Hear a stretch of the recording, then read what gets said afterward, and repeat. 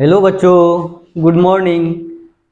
चलिए आज हम लोग अपना फाइनली गणित का सब्जेक्ट स्टार्ट करेंगे। मैथ स्टार्ट करेंगे। मैथ में हम लोगों का पहला जो चैप्टर है वो है वास्तविक संख्या। वास्तविक संख्या जो चैप्टर स्टार्ट करने से पहले हम लोग इससे पहले 9th 8th में पढ़ चुके हैं। प्राकृत संख्या, पूर्ण संख्या, पूर्णांक, परिमेय संख्या, अपरिमेय संख्या। और हम लोगों को अब इसमें पढ़ना है क्या? वास्तविक संख्या। इसको पढ़ने से पहले हम लोग एक बार इसको दोहरा लेते हैं कि प्राकृत संख्या, क्योंकि इन सब चीज़ों का हम लोगों को आगे जरूरी पढ़ने वाला है इस चैप्टर में। तो उससे पहले हम लोग इनको जान लेते हैं कि प्राकृत संख्या नेचुरल नंबर, जिसको हम लोग n से दिखाते हैं, और हमारा पूर्ण संख्या होल नंबर, इसको हम लोग w से दिखाते हैं। पूर्णांक इंटीजर्स, जिसको हम लोग z से दिखाते हैं, और परिमेय संख्या रेशनल नंबर, जिसको हम लोग q से दिखाते हैं, और अपरिमेय संख्या इरेशनल नंबर, जिसको हम लोग q, इसके ऊपर में छोटा सा c लिखते हैं, जिसको कंप्लीमेंट कहते हैं। अब इसके बाद हम लोग शुरू करते हैं। इसके बाद हमारा है वास्तविक संख्या यानी रियल नंबर। वास्तविक संख्या यानी रियल नंबर। अब हम लोग जान लेते हैं सबसे पहले कि प्राकृत संख्या यानी नेचुरल नंबर होता क्या है। जो प्राकृत रूप से जहां से हम लोग गिनती स्टार्ट करते हैं वो हमारा क्या होता है? प्राकृत संख्या होती है यानी नेचुरल नंबर। जैसे हम लोग गिनती शुरू कहां से करते हैं, स्टार्ट कहां से करते हैं? 1 2 3 4, इस तरह से हमारा क्या होता है? गिनती बढ़ते रहता है अनंत तक। अब इसी तरह हमारा दूसरा है पूर्ण संख्या यानी गिनती की संख्या, जो जिसमें जीरो लगा देते हैं पहले, तो ये हमारा क्या हो जाता है? पूर्ण संख्या हो जाता है। 1 2 3 4 5, इस तरह से ये भी बढ़ता रहता है, हमारा क्या होता है? पूर्ण संख्या हो जाता है।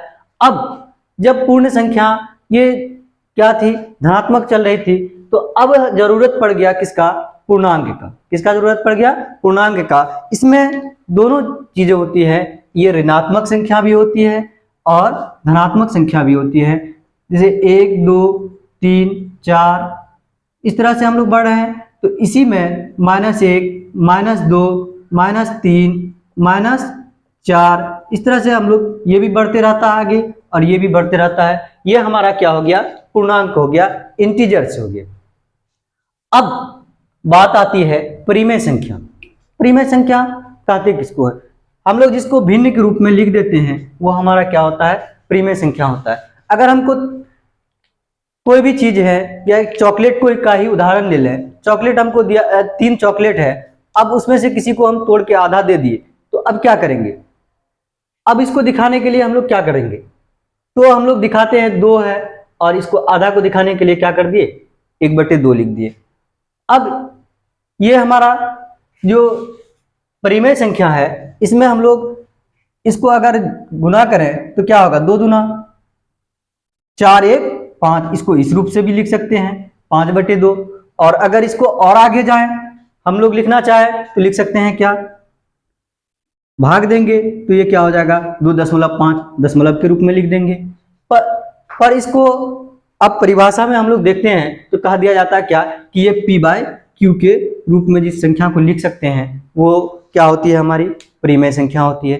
अब थोड़ी देर रुक के पहले अपरिमेय संख्या को भी हम लोग देख लेते हैं, फिर दोनों को साथ में बात करते हैं। परिमेय संख्या तो हम लोग जिसको p/q के रूप में लिख सकते हैं वो क्या है? परिमेय संख्या है। और अपरिमेय संख्या जिसको हम लोग p/q के रूप में नहीं लिख सकते हैं वो क्या है? हमारा अपरिमेय संख्या है। यानी इसको हम लोग p/q के रूप में नहीं लिख सकते हैं।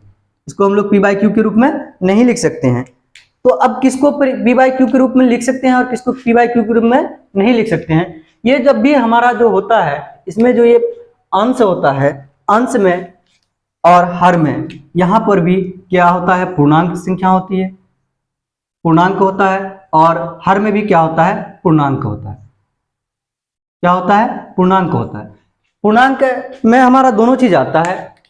क्या क्या आता है? ऋणात्मक संख्या भी होती है और धनात्मक संख्या भी होती है। अब इसमें बात करते हैं जो जीरो है। जीरो को हम लोग कभी हर में नहीं लिख सकते हैं।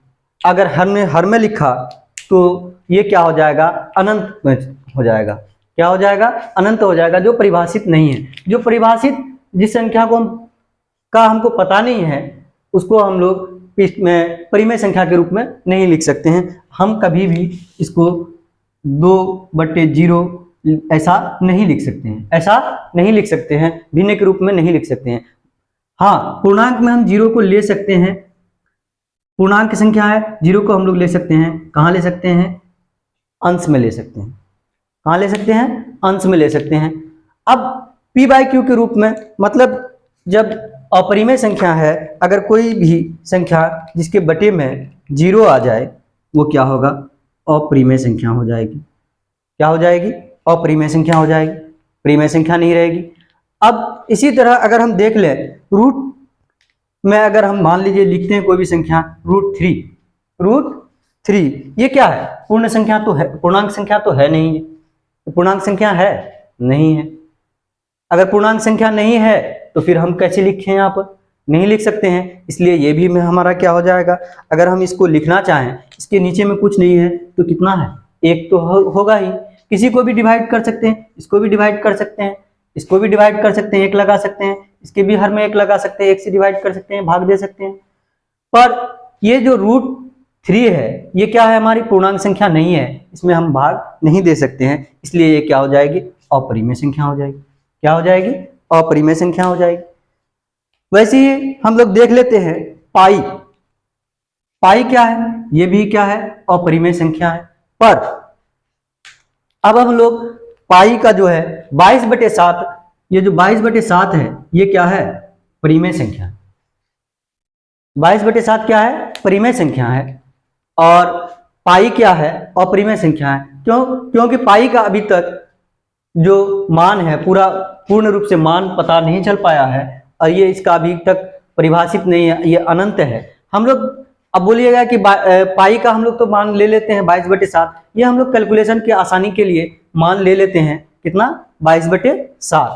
पर मान इसका एक्चुअल में 22/7 नहीं होता है, लगभग में 22/7 होता है, लगभग में 22/7 होता है। ये जो चिन्ह है, ये क्या है, लगभग का चिन्ह है। और कभी भी हम पाई को पाई बराबर 22/7 नहीं कह सकते हैं, 22/7 नहीं कह सकते हैं।